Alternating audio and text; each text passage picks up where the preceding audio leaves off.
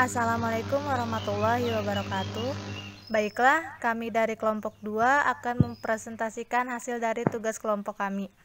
Adapun pada kelompok 2 ini beranggotakan 3 orang. Yang pertama yaitu ada saya, Sasyati, yang kedua ada Imanina Larasati Santoso, dan yang ketiga ada Siti Salwa Miranda. Adapun tema pada kelompok 2 ini yaitu tentang pengembangan destinasi wisata.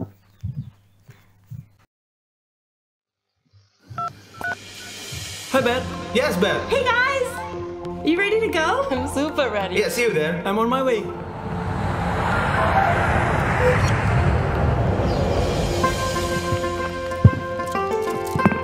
It takes months to make ulos.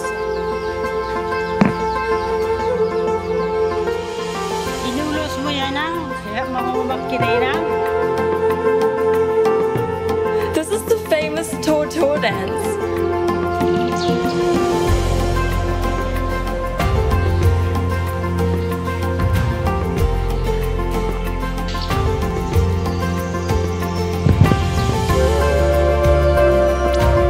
Look at the stunning Holborn Hills.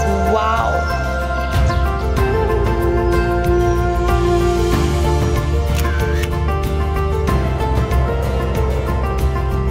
The fact is, Danau Toba is the biggest caldera lake in the world. So it needs more than just a day to travel here. You have to prove it and see for yourself. I'm in Jakarta! Modern city!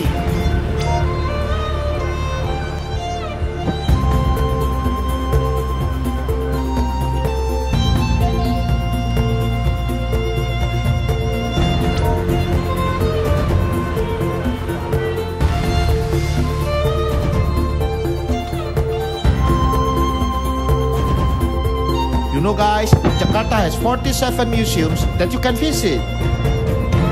Now, I'm going to meet my friend. Wow.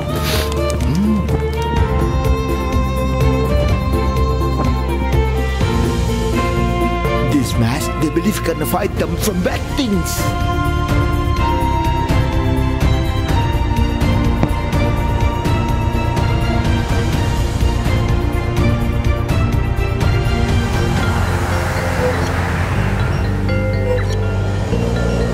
Guys, I'm in Malioboro Street.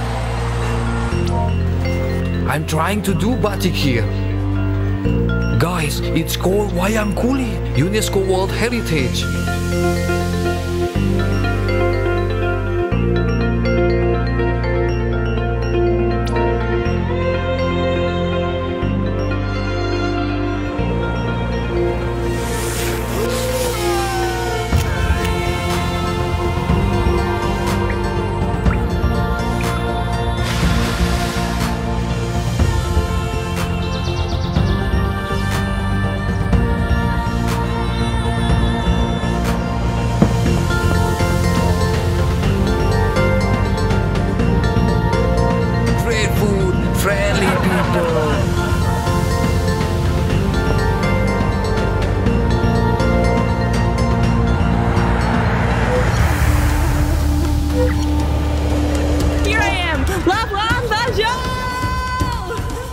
Look at this view! Oh, it's so beautiful. The Komodo, the last real dragon on Earth.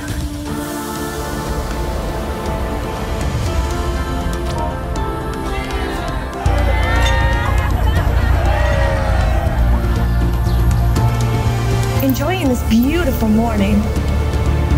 Let's find out world-class underwater paradise. Hey, turtle!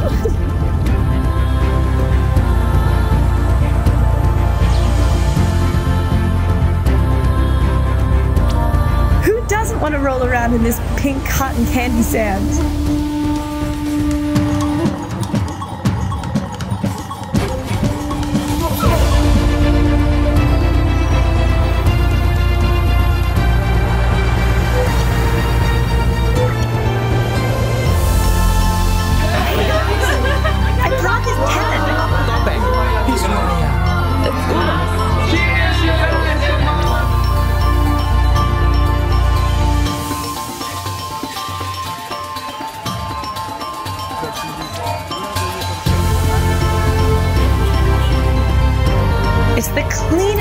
village in the world. Let's take a selfie.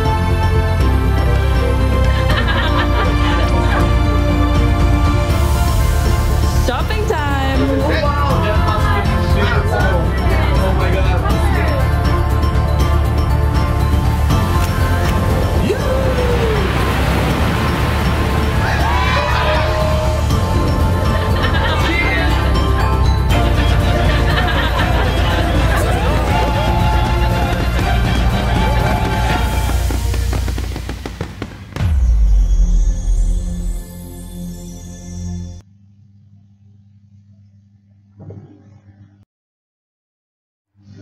Wah, gimana nih menurut kalian video tadi?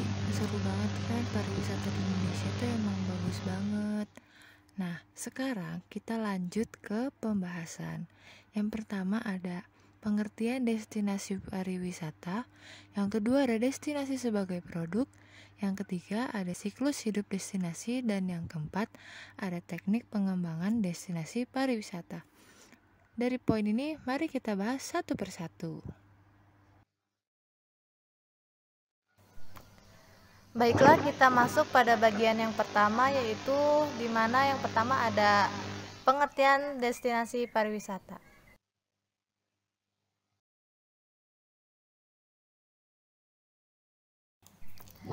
Adapun pengertian destinasi pariwisata yaitu destinasi merupakan suatu tempat yang dikunjungi dengan waktu yang signifikan. Maksud dari signifikan di sini adalah bahwa destinasi merupakan tempat yang benar-benar dituju, bukan tempat-tempat yang disinggahi selama perjalanan. Contohnya, ada seseorang dari daerah A hendak ke daerah B untuk berwisata. Nah, tempat-tempat yang ia singgahi selama perjalanan bukanlah destinasinya. Destinasinya tetaplah daerah B.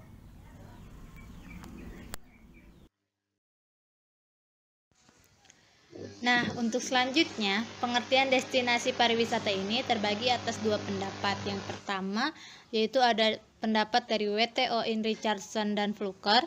Yang kedua ada dari Richardson dan Flukernya saja. Nah, untuk yang dari WTO, mereka berpendapat bahwa pengertian dari destinasi pariwisata yaitu part of destination a homogeneous tourism region or a group of local government administrative regions. Yang artinya bahwa pengertian destinasi pariwisata yaitu bagian dari tujuan A wilayah pariwisata homogen atau sekelompok daerah administrasi pemerintah daerah. Nah, arti WTO sendiri yaitu merupakan singkatan dari World Tourism Organization atau dalam bahasa Indonesianya yaitu Organisasi Pariwisata Dunia. Merupakan salah satu badan dari PBB yang menangani masalah pariwisata. Dan WTO ini berdiri sejak tanggal 1 November 1975. Berikutnya pengertian destinasi pariwisata menurut Richardson dan Fluker yaitu a grouping of countries usually in a common geographic area. An area within a country usually enters destination area. Yang merupakan suatu pengelompokan negara biasanya di wilayah geografis yang sama, suatu daerah di suatu negara, dan biasanya area tujuan wisata.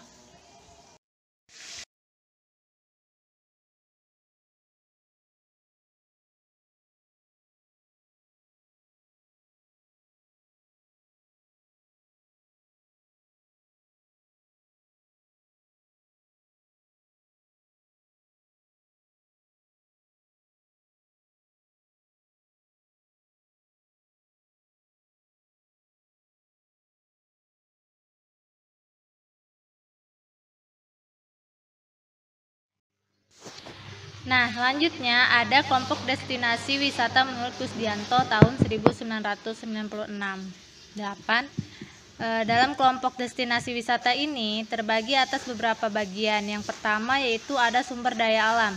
Sumber daya alam merupakan segala sesuatu yang berasal dari alamnya sendiri tanpa ada campur tangan manusia. Contohnya seperti iklim, pantai, hutan, dan lain-lain. Selanjutnya ada sumber daya budaya. Sumber daya budaya merupakan sumber daya yang berasal dari hasil ciptaan atau karya manusia, baik serupa benda maupun bukan berupa benda. Contohnya seperti museum, teater, dan lain-lain. Nah, selanjutnya ada rekreasi. Rekreasi merupakan semua kegiatan yang dilakukan seseorang atas keinginannya dan mendatangkan kepuasan. Rekreasi sendiri juga bisa dilakukan saat waktu senggang. Contohnya seperti pergi ke taman hiburan atau datang ke acara festival dan lain sebagainya. Selanjutnya ada event. Event merupakan suatu agenda, kegiatan atau festival tertentu yang menunjukkan dan merayakan hal-hal penting yang terjadi dengan tujuan mengkomunikasikan pesan kepada pengunjung.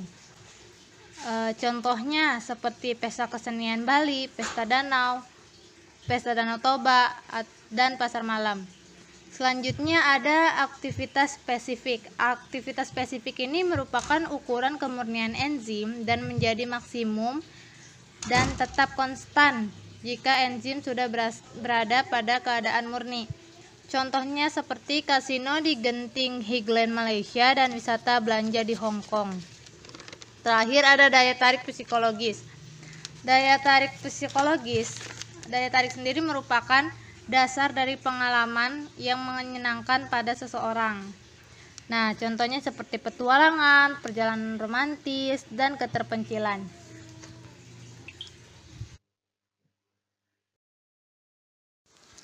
Nah, berikut ini merupakan gambar-gambar dari kelompok destinasi wisata. Yang pertama yaitu ada sumber daya alam, yang dimana pada gambar tersebut memperlihatkan tentang pemandangannya yang indah, sejuk, tumbuh-tumbuhannya yang hijau, serta air sungainya yang mengalir.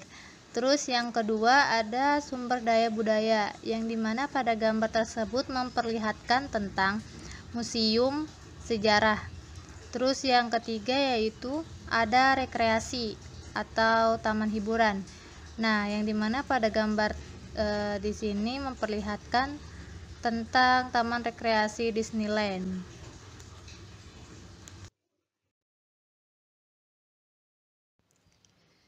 Nah, selanjutnya pada gambar event memperlihatkan tentang sebuah tarian atau pesta kesenian dari budaya Bali. Nah, selanjutnya pada aktivitas spesifik yaitu memperlihatkan tentang sebuah acara kasino yang diadakan di Genting Highland Malaysia. Dan yang terakhir yaitu ada daya tarik psikologis, yang dimana pada gambar tersebut memperlihatkan tentang suasana acara makan malam yang romantis dengan disuguhi pemandangan yang indah. Oke teman-teman, kita bisa lihat pada tabel ini menunjukkan bahwa berdasarkan hasil studi beberapa pihak, urutan pentingnya sifat atau ciri dari destinasi menurut wisatawan terangkum pada tabel ini. Maksud keseluruhan dari tabel ini menunjukkan bahwa wisatawan menginginkan fasilitas destinasi yang berbeda-beda dengan seiring tahun dan menurut sumber yang sudah disurvei, salah satunya yaitu PATA pada tahun 1967, American Express pada tahun 1977, PATA pada tahun 1984 di Hong Kong, dan yang terakhir Dirjen Pariwisata yaitu pada tahun 1993. Kita masuk ke slide berikutnya, yaitu di sini ada poin B, yaitu destinasi sebagai produk pariwisata. Menurut UNWTO, produk wisata didefinisikan sebagai any good or service purchased by or consumed by a person defined as a visitor. Artinya yaitu setiap kebaikan layanan yang dibeli oleh atau dikonsumsi oleh seseorang didefinisikan sebagai pengunjung. Maksudnya itu selama wisatawan berada di daerah tujuan wisata, mereka memerlukan beberapa pelayanan akomodasi dan transportasi untuk menjelajahi destinasi tersebut, seperti makanan, toko souvenir, dan sesuatu yang akan dilakukan dan yang akan dilihatnya. Singkatnya yaitu mereka akan mengkonsumsi produk yang kita berikan.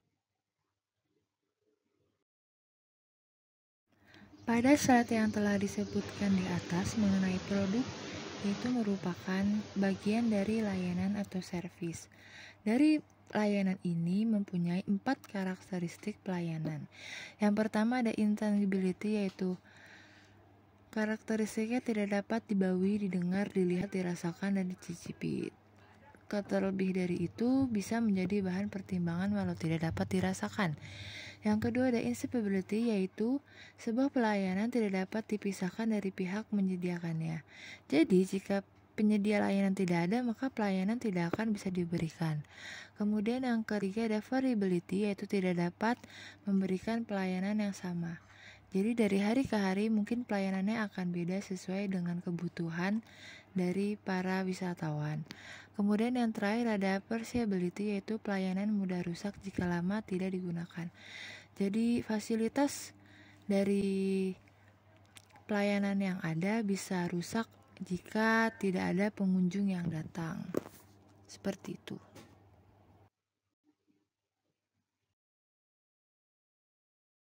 Tujuan dari pelayanan atau servis yang telah dijelaskan pada slide sebelumnya yaitu untuk memenuhi kebutuhan wisatawan yang disebut produk pariwisata total. Di sini ada 5 komponennya. Yang pertama, atraksi destinasi, yaitu memotivasi wisatawan untuk berkunjung ke destinasi tersebut seperti pegunungan, resort, dan festival. Kemudian ada aksesibilitas, yaitu akses berkaitan dengan infrastruktur transportasi seperti lapangan udara, terminal bus, atau jalan tol. Kemudian di sini ada fasilitas destinasi, yaitu wisatawan tinggal di destinasi tersebut untuk menikmati atau berpartisipasi, seperti kafe, restoran, salon, atau taksi dan lainnya. Kemudian di sini ada image, yaitu kepercayaan yang dimiliki wisatawan tentang produk atau pelayanan yang mereka beli. Di sini juga yang terakhir itu ada harga, yaitu jumlah keseluruhan dari biaya-biaya selama perjalanan wisata. Nah, harga ini bisa bervariasi menurut jenis pariwisatanya yang dipilih. Oke, kita sekarang masuk ke bagian C, yaitu siklus hidup destinasi.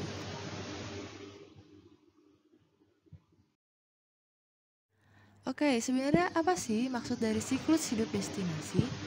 Di sini dijelaskan menurut Richardson dan Fluker, yaitu sebuah model dengan karakteristik di setiap tingkatan di dalam destinasi wisata. Tujuannya yaitu sebagai alat untuk memahami evolusi dari produk dan destinasi pariwisata. Di sini ada 5 komponennya. Yang pertama itu ada pengenalan, pertumbuhan, pendewasaan, penurunan, dan yang terakhir peremajaan. Nah, pada slide ini dijelaskan siklus hidup destinasi oleh Butler. Di sini yang poin pertama ada exploration, yaitu terjadi kontak yang intensif dengan penduduk lokal. Maksudnya adalah kunjungan terbatas dan sporadik dari orang yang ingin berpetualang. Kemudian yang kedua ada involvement, yaitu meningkatnya pengunjung sehingga tawaran fasilitas meningkat. Maksudnya adalah meningkatnya pengunjung yang mendorong penduduk lokal menawarkan fasilitas secara eksklusif kepada pengunjung. Kemudian yang ketiga ada development, yaitu investor mulai tertarik untuk menanamkan modalnya yang bertujuan untuk membangun berbagai fasilitas pariwisata di destinasi tersebut seiring dengan berkembangnya pemasaran destinasi. Kemudian yang keempat ada consolidation. Jika kunjungan semakin menurun, maka usaha pemasaran semakin diperluas untuk menarik minat. Selanjutnya ada siklus hidup destinasi oleh Butler. Yang pertama ada stagnation. Yang dimaksud stagnation adalah kapasitas maksimal dari faktor penunjang telah mencapai batas maksimum atau terlampau yang menyebabkan masalah ekonomi, sosial, dan lingkungan. Jumlah puncak kunjungan wisata tercapai, atraksi buatan menggantikan atraksi alam dan budaya, juga destinasi tidak lagi dianggap menarik.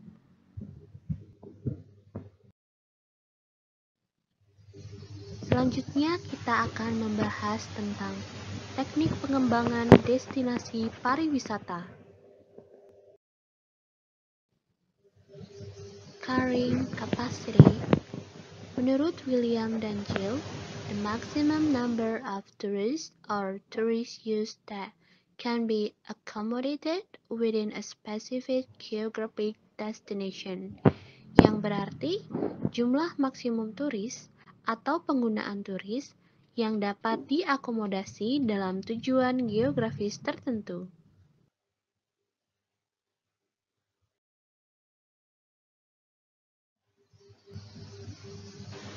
Batasan daya dukung dipengaruhi oleh dua grup faktor. Yang pertama, faktor dari grup pertama menyangkut karakteristik wisatawan. Yang kedua, faktor dari grup kedua berkaitan dengan atribut destinasi. Terdapat tiga tipe carrying capacity yang dapat diaplikasikan pada pengembangan destinasi pariwisata, yaitu yang pertama ada physical carrying capacity. Yang dimaksud dengan physical carrying capacity adalah kemampuan suatu kawasan alam atau destinasi wisata untuk menampung pengunjung atau wisatawan, penduduk asli, aktivitas kegiatan wisata, dan fasilitas penunjang ekowisata. Yang kedua ada biological carrying capacity. Konsep ini merefleksasikan interaksi destinasi pariwisata dengan ekosistem flora dan fauna. Yang ketiga ada social or cultural carrying capacity. Kemampuan sebuah komunitas untuk mengakomodasi keberadaan wisatawan beserta gaya hidupnya di komunitas tertentu sangat bervariasi dari suatu budaya dengan budaya lain, dan dari suatu wilayah dengan wilayah yang lainnya.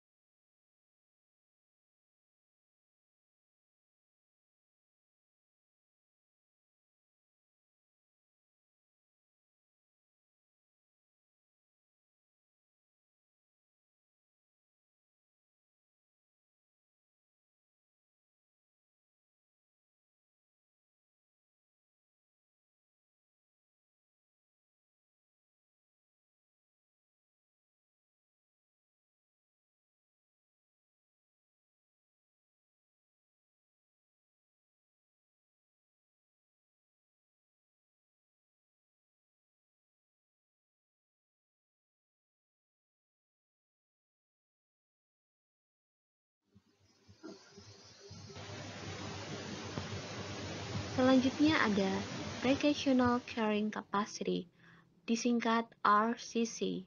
RCC diakui sebagai model utama untuk mengelola dampak akibat kunjungan wisatawan.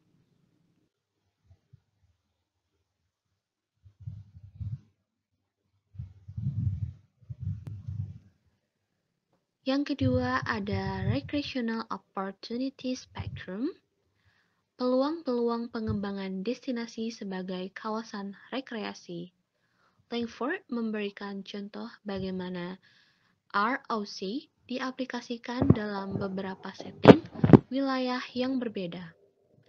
Contohnya yang pertama ada primitive, bagian terpencil dan terisolasi dari sebuah wilayah.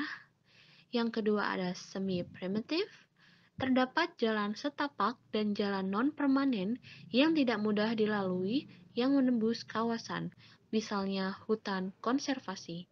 Yang ketiga ada roda natural, yaitu sepanjang atau dekat kawasan pengembangan atau konservasi jalan dapat ditemukan.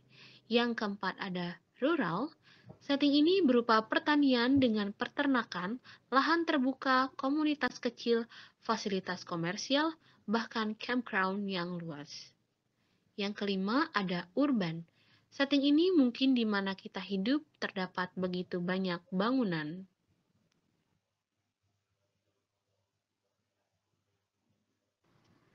Kemudian yang ketiga ada Visitor Activity Management Program, VAMP, merupakan sistem manajemen yang berusaha mengubah orientasi dari produk, misalnya objek dan pengunjung atau wisatawan.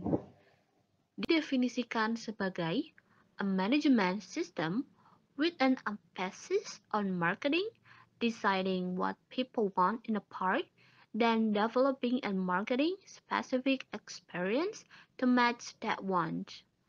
Yang dimaksud dari definisi tersebut adalah sistem manajemen dengan penekanan pada pemasaran, memutuskan apa yang diinginkan orang-orang di sebuah taman, kemudian mengembangkan dan memasarkan pengalaman khusus agar sesuai dengan keinginan.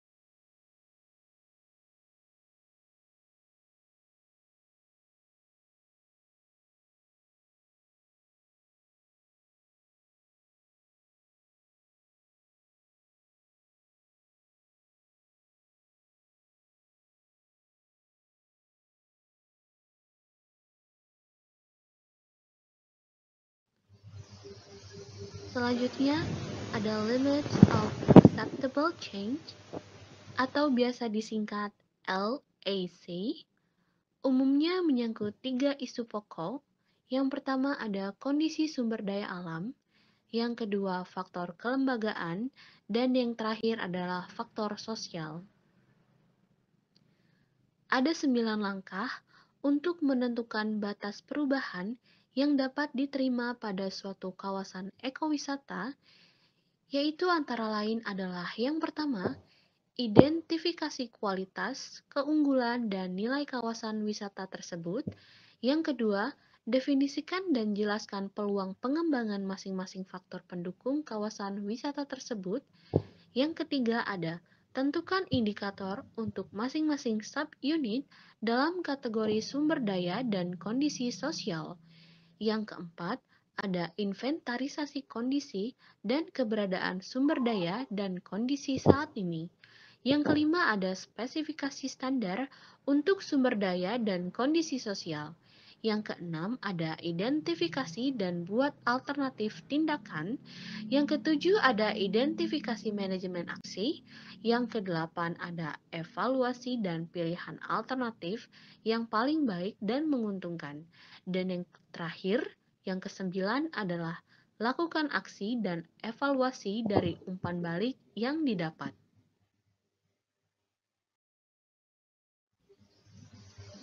Selanjutnya adalah Visitor Impact Management Model, VIMM, yang didefinisikan a management system based on statements of objectives, research, and monitoring to determine environmental and social conditions.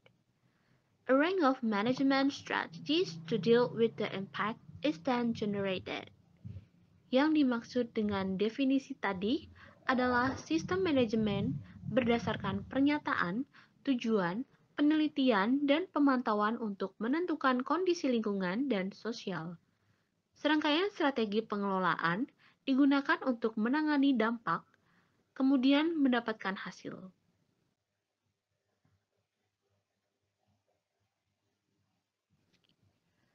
Kemudian yang kedua ada Visitor Experience and Resource Protection Model, VERP, yang didefinisikan sebagai an expansion of the VIMM with the addition of zoning and legislative links with the region's management plan. Maksudnya adalah perluasan VIMM dengan tambahan zonasi dan tautan legislatif dengan rencana pengelolaan wilayah.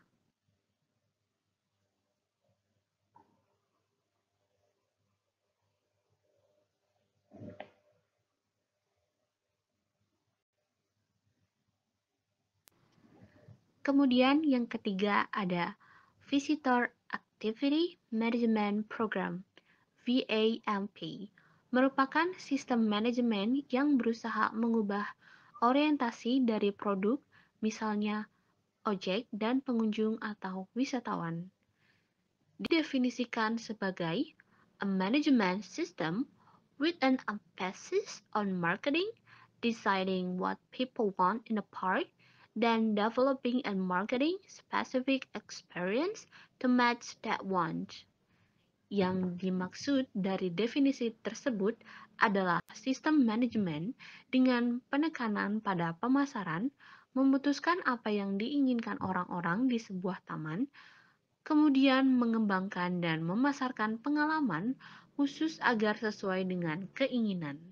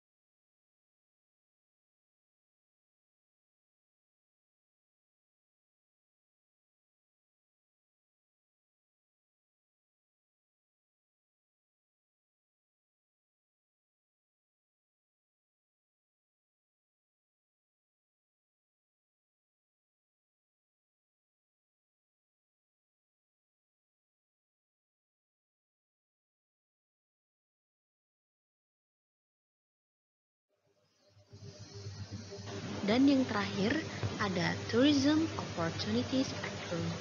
Spektrum pengukuran dan penilaian indikator perencanaan yang digunakan haruslah yang pertama dapat diamati dan diukur, yang kedua secara langsung dapat dikendalikan di bawah manajemen kontrol, yang ketiga terkait langsung dengan preferensi wisatawan dan mempengaruhi keputusannya untuk melakukan wisata atau tidak ke tempat tersebut. Yang keempat, mempunyai karakteristik dengan kondisi tertentu. Elemen-elemen dalam konsep ini adalah yang pertama, aksesibilitas, yang kedua, kompabilitas dengan kegiatan lain, yang ketiga, karakteristik sarana pariwisata, yang keempat, interaksi sosial, yang kelima, tingkat akseptabilitas komunitas lokal terhadap keberadaan wisatawan, dan yang terakhir adalah derajat manajemen kontrol.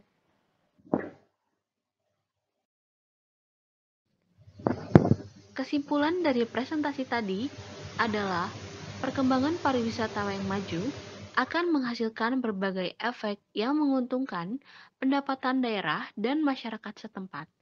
Dengan adanya kegiatan pariwisata, akan dapat lebih mudah berkembang dan maju. Selain itu, daerah yang memiliki latar potensi pariwisata cenderung mengembangkan potensi daerah yang ada sehingga mampu menarik jumlah wisatawan dalam jumlah yang besar. Untuk itu, strategi dalam pengembangan pariwisata sangatlah penting agar tempat wisata selalu diminati oleh wisatawan dan tertarik oleh objek tersebut, serta mampu membeli atau mencoba produk yang dimiliki.